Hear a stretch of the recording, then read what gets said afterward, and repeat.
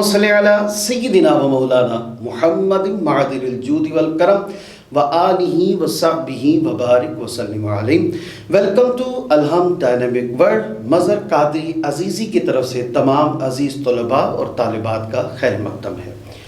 آئیے اسٹوڈنٹس آج کے لیکچر کی طرف چلتے ہیں۔ آج کا ہمارا لیکچر اسلامیات لازمی انٹرمیڈیٹ پارٹ 1 چیپٹر نمبر 4 اور چیپٹر نمبر 4 کا لیکچر نمبر 3۔ چیپٹر نمبر 4 کون سا؟ تعارف قرآن و حدیث، جس میں ہم آج اپنے اس لیکچر کے اندر قرآن حکیم کی خصوصیات، قرآن کریم کا انداز بیان اور قرآن حکیم کا جو اعجاز ہے اس کو ہم اس میں جو ہے وہ ڈسکرائب کریں گے۔ The most important long question paper میں بارہ بار پوچھا جا چکا ہے۔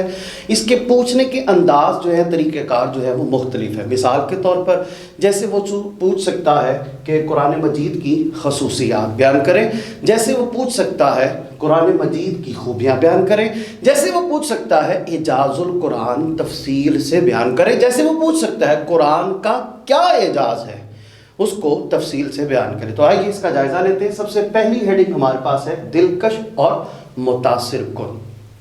یاد رکھیے قرآن حکیم ایسی کتاب لا ریب ہے جس میں کوئی شک کی گنجائش نہیں ہے، اور یہ ایسی خوبصورت اور حسین و جمیل کتاب ہے جو تمام تر کتابوں میں کتاب کہلوانے کی لائق اور حقدار کتاب ہے۔ کہتے ہیں قرآن حکیم کا انداز انتہائی دلکش اور متاثر کن ہے، اور سننے والے کو مائل کرتا ہے، اپنی طرف کھینچتا چلا آتا ہے۔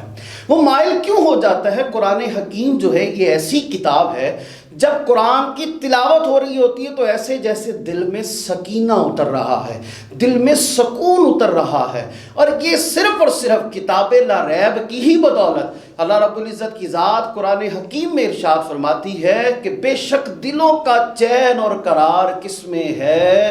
اللہ کے ذکر میں ہے۔ اب اللہ کے ذکر جب ہو رہا ہوتا ہے تو وہ اپنی طرف مائل کرتا ہے، انسان اس کی طرف کھینچتا چلا جاتا ہے۔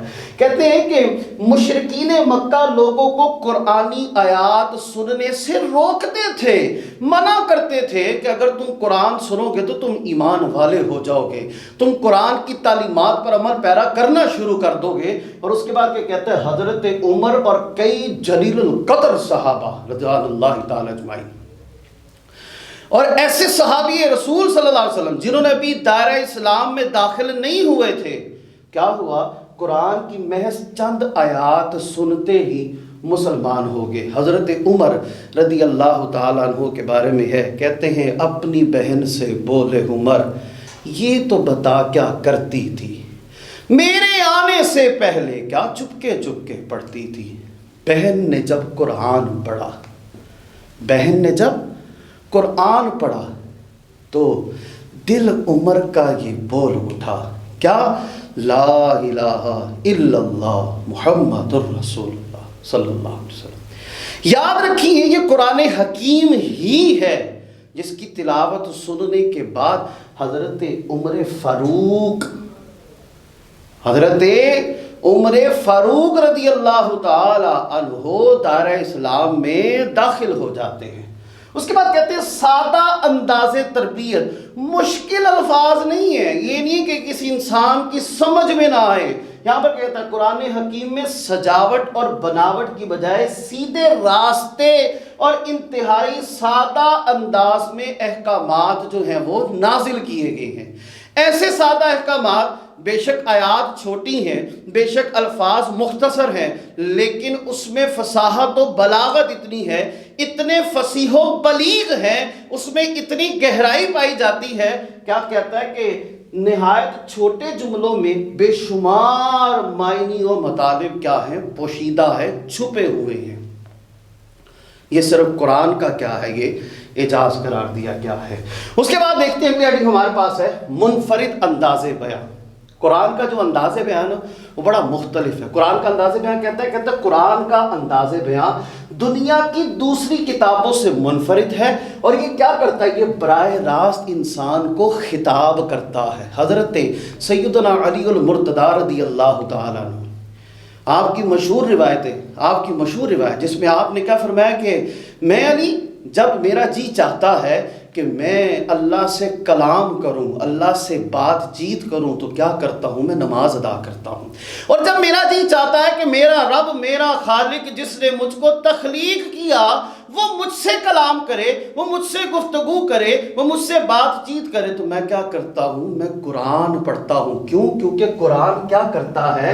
یہ اللہ اور انسان کے درمیان، اللہ اور بندے کے درمیان براہ راست کلام کرتا ہے۔ ایسے لگتا ہے کہ خالق جو ہے وہ بالکل گفتگو کر رہا ہے، کس کے ساتھ؟ اپنے بندے کے ساتھ۔ اور بندے کو یہ لگتا ہے کہ وہ گفتگو کر رہا ہے کس کے ساتھ؟ اپنے خالق کے ساتھ، اپنے رب کے ساتھ، جس نے اس کو کیا کیا ہے؟ تخلیق کیا ہے، جس نے اس کو کیا کیا ہے؟ اس دنیا میں پیدا کیا ہے۔ اب کیا کہتا ہے؟ کہتا ہے کہ خالق کے روبرو پاتا ہے اپنے آپ کو، یہاں تک کہ خالق کے قریب ہو کر اس کا محبوب ترین بندہ بن جاتا ہے۔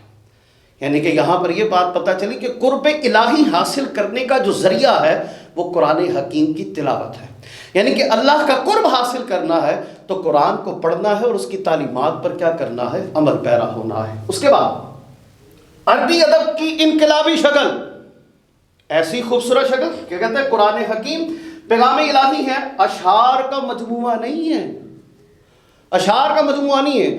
آپ کسی شاعر کا کلام جب پڑھیں تو اس میں آپ کافی اور ردیف کا خیال رکھتے ہیں۔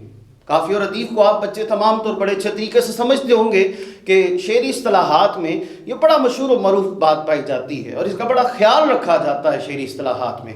اب قرآن حکیم کی اگر بات کی جائے، الرحمن علم القرآن خلق الانسان، یعنی کہ قرآن حکیم، یاسین والقرآن الحکیم، الحمدللہ رب العالمین، الرحمن الرحیم، مالک یوم الدین، یعنی کہ ایسے کافی اور ردیف مل رہے ہیں جس کی کوئی مثال ہی نہیں دی جا سکتی۔ والضحیٰ واللیل اذا سجا والشمس والقمر، یعنی کہ والطور وکتاب مستور، یعنی کہ ایسی قرآن حکیم کی آیات کریمہ جن کو بارہ بار پڑھا جائے ایسا لگتا ہے کہ یہ کسی نے ایسا کلام لکھ ڈالا ہے۔ اور یہ کسی نے کلام کیا لکھا ہے؟ یہ کلام ہے کس کا؟ یہ خالق کا کلام ہے۔ یہ خالق نے، جس نے ہمیں پیدا کیا ہے، یہ اس کی اپنی کتاب ہے جس میں وہ اپنے بندوں سے کیا ہوتا ہے؟ مخاطب ہوتا ہے۔ اور کیا کہتا ہے؟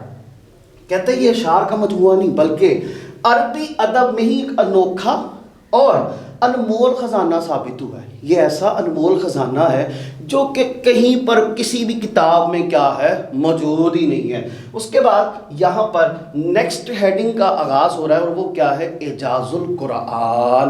قرآن کا اعجاز کیا ہے؟ قرآن کا اعجاز کیا کہتا ہے؟ آخری آسمانی کتاب، کہتا ہے قیامت تک کے تمام انسانوں کے لیے سرچشمہ ہدایت ہے۔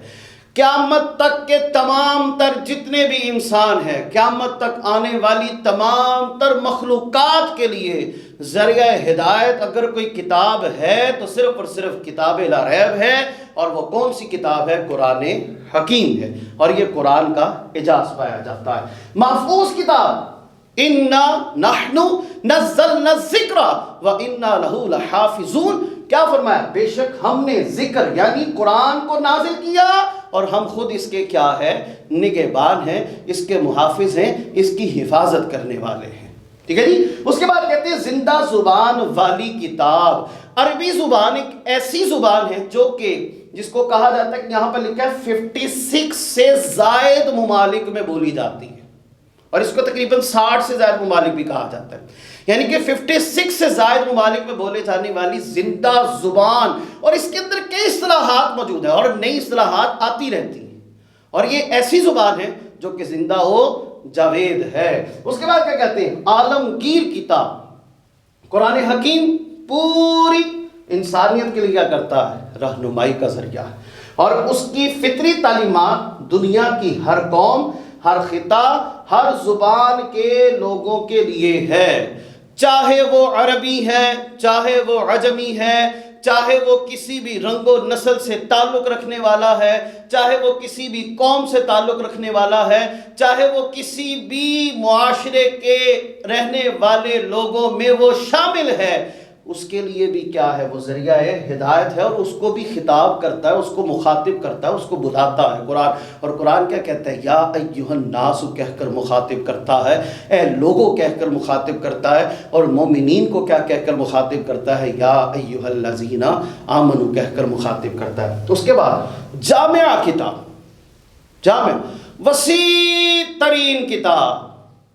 وسیع ترین کتاب کیسے ہے؟ وسیع ترین کتاب کہتے ہیں حضرت عبداللہ ابن عباس رضی اللہ تعالیٰ عنہ فرماتے ہیں کہ اگر میرے اونٹ کی نکیل گم جائے، رسی گم جائے، اور میں اس کا پتہ تلاش کرنا چاہوں، اگر میں اس کو ڈھونڈنا چاہوں کہ میرے اونٹ کی نکیل کہاں گمی ہے، تو میں کیا کروں گا؟ میں قرآن سے تلاش کروں گا. یہ اتنی جامع کتاب ہے، اور یہ ایسی جامع کتاب ہے کہ اس کے ایک ایک لفظ میں اتنے معنی اور مطالب پائے جاتے ہیں کہ مفسرین کرام نے تفسیر جب لکھی تو تفسیروں کی جس کو کہتے ہیں ایک ایک آیات پر انبار لگا دیا. حضرت علی المرتضی رضی اللہ تعالیٰ عنہ بیان فرماتے کہ اگر میں سورۃ الفاتحہ کی تفسیر بیان کرنا چاہوں، اگر میں سورۃ فاتحہ کی تفسیر لکھنے لگوں تو 70 اونٹ کتابوں سے لاد دوں، یعنی کہ 70 اونٹ کتابوں سے بھر جائیں، اور پھر بھی سورہ فاتحہ کی تفسیر مکمل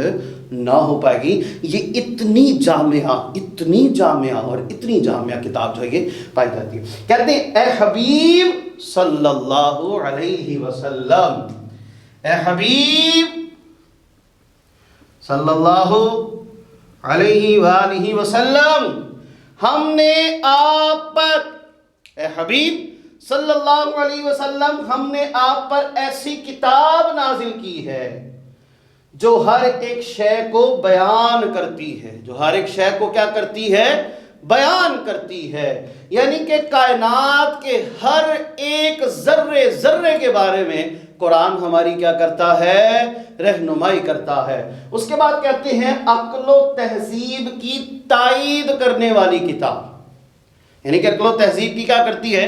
یہ تائید کرتی ہے، پیروی کرتی ہے. کہتے ہیں قرآن حکیم میں کوئی بات ایسی نہیں جو عقل، تجربہ یا دلیل کے بغیر ہو. ان میں انبیاء کرام کے ادب و احترام کا، انبیاء کرام کے ادب و احترام کا تذکرہ کیا گیا. آپ کو بے شک معلوم ہو اس بات کا کہ پہلے والی جتنی بھی الہامی کتابیں تھیں ان میں تفریق کر دی گئی، تفریق و تحریف کر دی گئی، رد و بدل کر دیا گیا. اور اس رد و بدل کی وجہ سے ان میں انبیاء کرام علیہم السلام کے بارے میں پتہ نہیں کیا کیا واقعات، من گھڑت واقعات جو تھے اپنی طرف سے ڈال دیے گئے. جبکہ قرآن کیا کہتا ہے؟ سورۃ البقرہ میں ارشاد فرماتا ہے لا نفرق بین احد من رسلی، کہ باہم تم رسولوں کے درمیان میں کوئی فرق نہیں کر سکتے ہو کہ فلاں رسول اس کیٹیگری کا، فلاں رسول اس کیٹیگری کا، فلاں رسول اس کیٹیگری کا. نو، نیور ایور، کبھی بھی نہیں، ایسا کبھی بھی نہیں کر سکتے. اگر کسی نے ایسا گمان کیا، اگر کسی نے ایسا خیال کیا تو جان رکھو میرے بچوں وہ دائرہ اسلام سے خارج ہے. اس کے بعد کیا فرمایا؟ کہتے ہیں انبیاء کرام کے ادب و احترام کا تذکرہ کیا گیا. قرآن حکیم اعلیٰ اخلاقی تعلیمات پیش کرتا ہے، یعنی کہ اعلیٰ قسم کی حسن اخلاق کی تمام تر رشتوں کے بارے میں، تمام تر معاشرتی، سیاسی، ثقافتی ہر ایک معاملے میں ہماری کیا کرتا ہے؟ وہ رہنمائی فرماتا ہے. اور یہ قرآن کا کیا پایا جاتا ہے؟ یہ قرآن کا اعجاز کہلاتا ہے. اس کے بعد کہتا ہے شک اور جھوٹ سے پاک کتاب. آج کا یہ جو لیکچر چیپٹر نمبر 4 کا تعارف قرآن و حدیث کا لیکچر نمبر 3، آج آپ اس کو سماعت کر رہے ہیں. اب اس لیکچر نمبر 3 کا یہ حصہ اول ہے، اور اس حصہ اول کے لیکچر کی آخری ہیڈنگ جو ہے اب ہم اس کی طرف بڑھ رہے ہیں. ابھی یہ لیکچر جاری و ساری رہے گا، اس کا پارٹ 2 بھی آپ کے سامنے انشاءاللہ آ جائے گا. کہتے ہیں شک اور جھوٹ سے پاک کتاب کیا ہے؟ قرآن اپنی صداقت کا اعلان فرماتا ہے. قرآن اپنی صداقت کا اعلان کیسے کرتا ہے؟ کہتے ہیں اس طرح سے کہتا ہے ذالک الکتاب لا ریب فیہ. کیا فرمایا؟ فرمایا یہ وہ کتاب ہے جس میں کوئی شک نہیں ہے۔ یہ کوئی شک نہیں ہے، کتاب لا ریب ایسی کتاب ہے، کہا جاتا ہے کتاب میں کوئی ریب نہیں، اور محمد عربی صلی اللہ علیہ وآلہ وسلم میں کوئی عیب نہیں۔ یعنی کہ قرآن حکیم ہر ایک نقص، ہر ایک عیب اور ہر ایک شک و شبہات سے یہ کیا ہے؟ پاک کتاب ہے، اس میں کوئی شک و شبہات کی گنجائش نہیں ہے۔ آج کا یہ لیکچر یہاں پر اختتام ہوتا ہے، اور اس لیکچر کا پارٹ 2 آپ انشاءاللہ تعالی ملاحظہ فرمائیں گے۔